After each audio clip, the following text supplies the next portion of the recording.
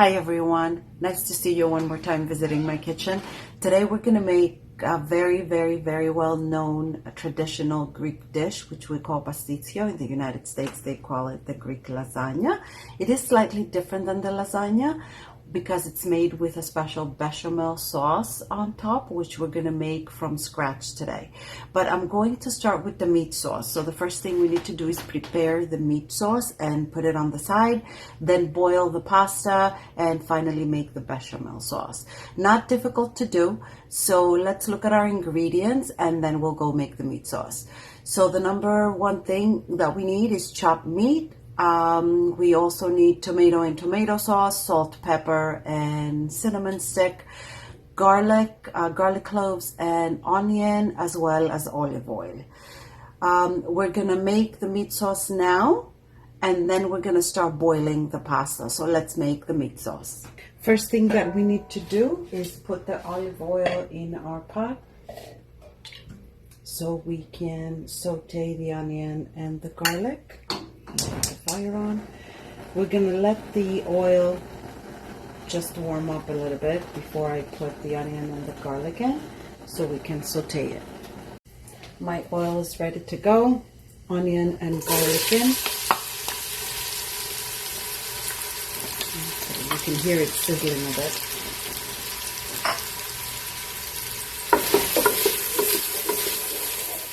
Just mix it a little bit.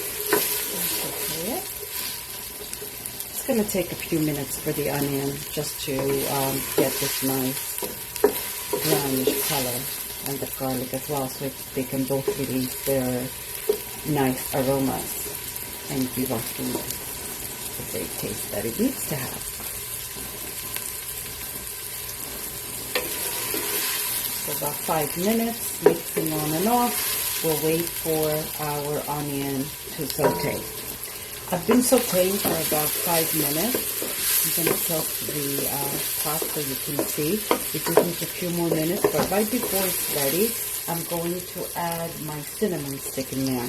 I like to add my cinnamon stick while the onion and the garlic saute, just because it mixes with them and it lets the aroma of the cinnamon come out, giving our food a very nice taste. So I'm just going to let them all saute for a little bit longer before I put the meat in. So when our onion is ready, we're going to add the meat with the onion and the garlic. And we're going to saute the meat as well.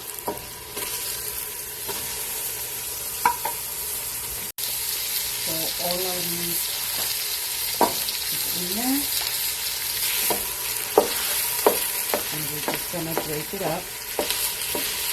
So our meat is in there in big chunks. So the only thing we need to do is just wait for it a little bit to cook on one side, and then with our spoon just start breaking it up so it can get separated and cook nicely.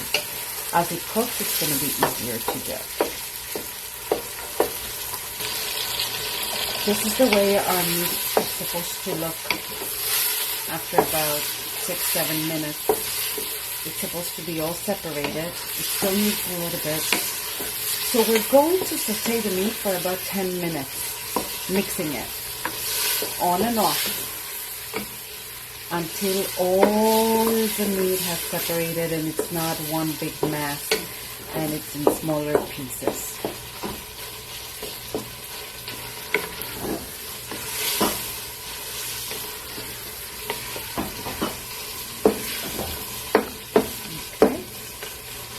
We're going to let it saute for another 2-3 minutes, and then we're going to put the meat sauce in. Meat is ready. So what I did while I was waiting for this to saute, I took the tomato paste and I diluted it a little bit in water. It is still a little bit chunky, but it's okay. I'm going to mix it in here. So that was my tomato paste with water. And this is my tomato sauce. And I'm also going to add a little bit of cloves. Salt and pepper to taste. I'll give you the amounts in the recipe. Now, if you like it a little bit saltier or you want it a little bit spicier, you can always add more salt or pepper. Okay, so the meat sauce is now ready. We're gonna leave it to medium heat to cook for about 30 minutes. It doesn't need so much to be cooked because the meat is already cooked. We've been cooking it for about 10-15 minutes on the stovetop. But for all the ingredients just to come together and just make that nice, thick, chunky meat sauce. So about 30 minutes, we're gonna leave it on medium heat, and we're gonna come back when we have our pasta ready. My meat sauce is ready, so I put it in a different pan on the side, and I'm going to boil my water for my pasta. So what I'm gonna do is I'm gonna turn on the heat. I have water in my pot, and I'm going to add a little bit of salt. Cover it and wait for it to boil. Once it boils, I'm gonna come back to put my pasta in there. Our water has boiled, and it's time for us to put in our pasta. The pasta we're going to use is this one. Sorry, I'm not meaning to advertise any specific pasta. It's just a special pasta that we Greeks use to make that pasta dish, the pastitsio. If you can't find it, I mean, if you have a Greek store close by, it would be great if you can use the original kind. But if you can't find it, I've used the ones from ShopRite, like the rigatoni ones, I think, the short ones, the ones with the hole in the middle.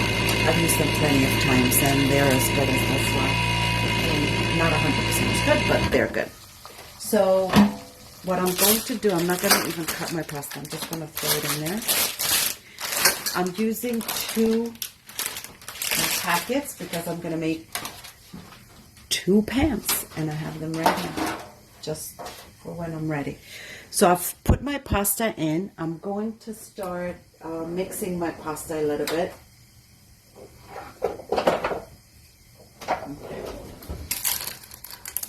As it becomes a little bit more tender, where the pasta that's in the water, it's going to all go in. Just needs a couple of minutes. I'm going to boil my pasta for about 10 minutes and then drain it. So all our pasta is in. Okay, just mix it a little bit so it doesn't stick.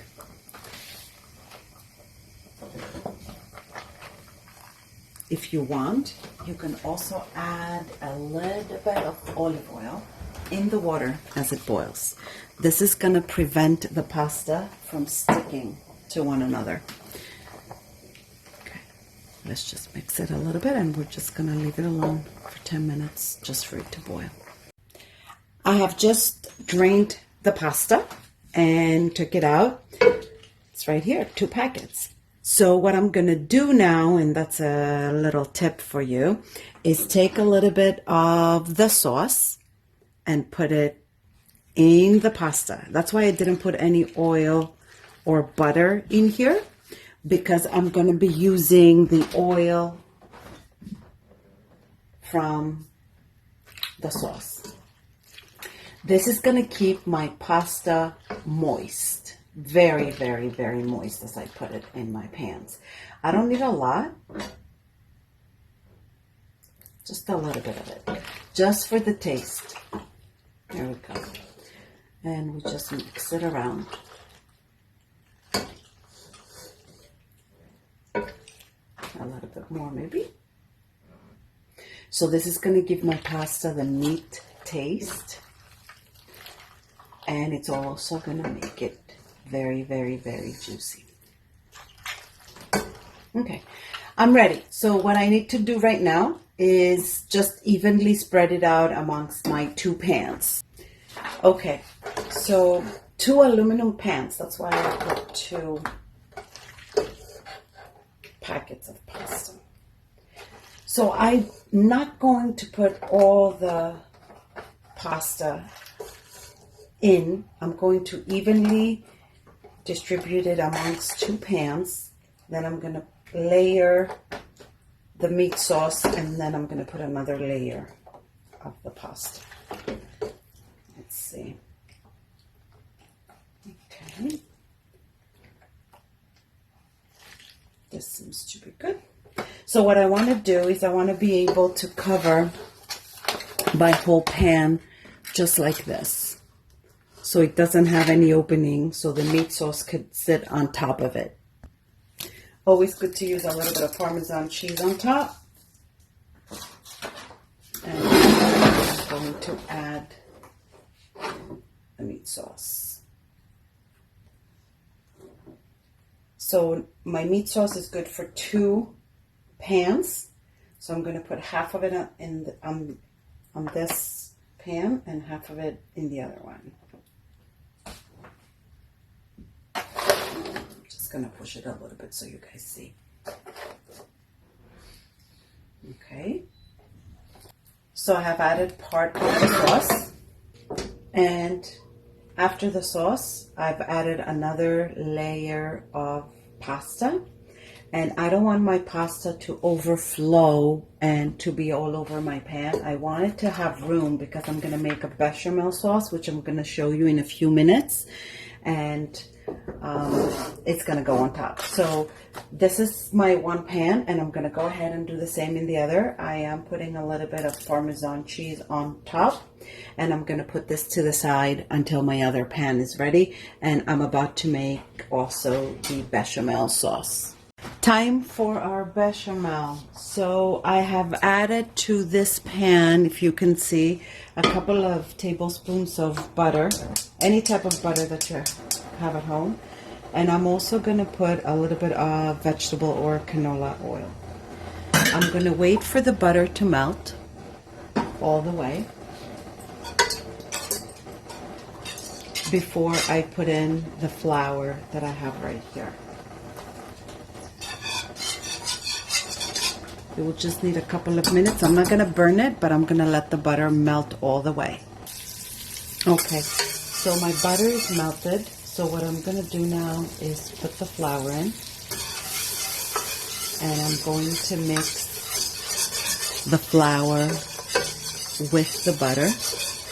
Over there, you can see I have the milk with the water boiling.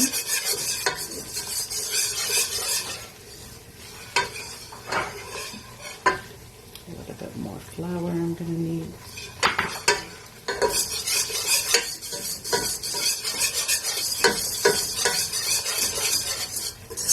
I'm going to let the butter with the flour and the oil saute for a couple of minutes, and I'm also going to put salt and pepper in there.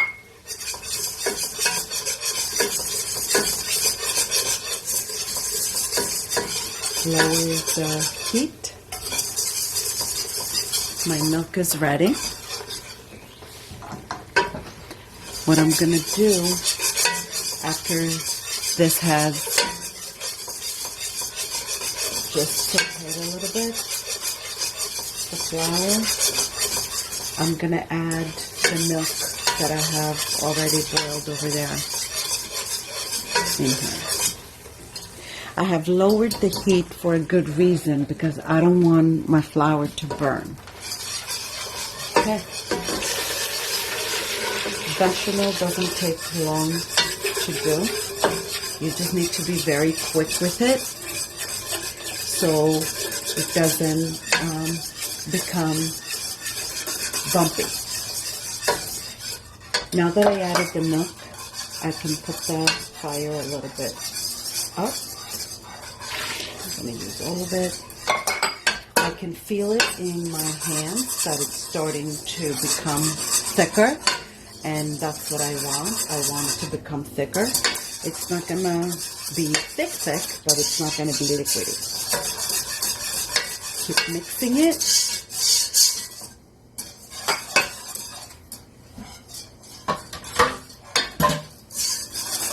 You just need to be quick at the beginning.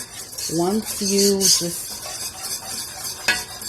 put the fire up and the milk is in there, you don't need to mix it too much. It needs to come to a boil. So once I see it boiling, not to the sides, I need to see it boiling in the middle. And I can feel it in my whisk that it is getting thicker.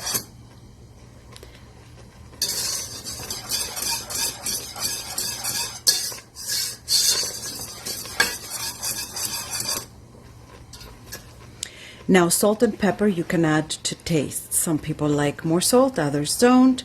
I did put a little bit in there.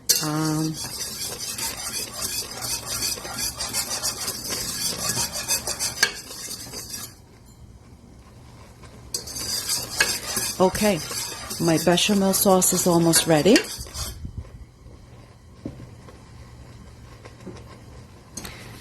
And you see it how it's bubbly in the middle?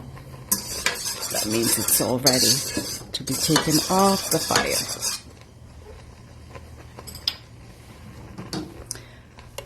Okay, bechamel sauce ready. Now, I'm going to add, I'm not done quite yet, I'm going to add 2 egg yolks as soon as I take it off the fire. That is for the bechamel to have a nice color and also to thicken up a little bit, just in the event that it's a little bit on the thin side.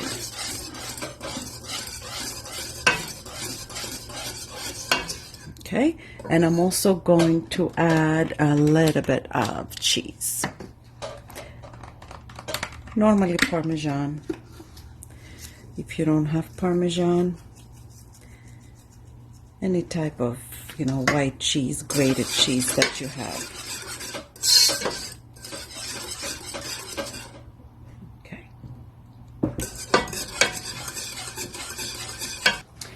Bechamel ready.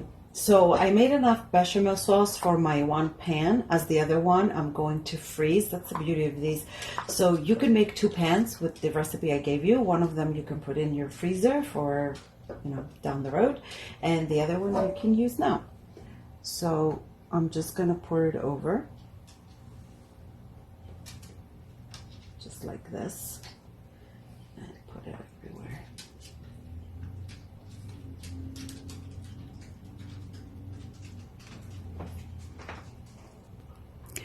Okay, so all my bechamel is on top of my pastitsio.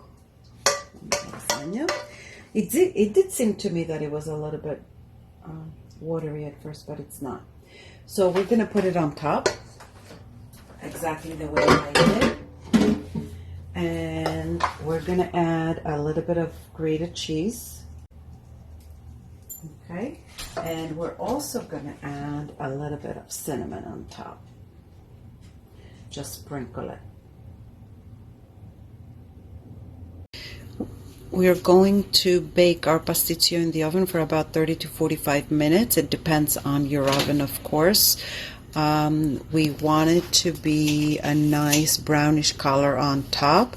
Doesn't really need to cook for an extensive period of time, as everything that we have in there is cooked, like the pasta and the meat sauce, but we want it to have a nice brownish color on its top. So 400 degrees Fahrenheit for about 35 to 45 minutes, or 200 degrees Celsius.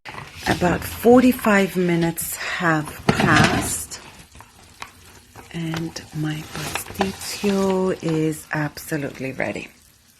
See this nice brownish color that it has on top? That's the way you want it to look. So, I mean, the time is not accurate when I say 35 to 45. It depends really on your oven.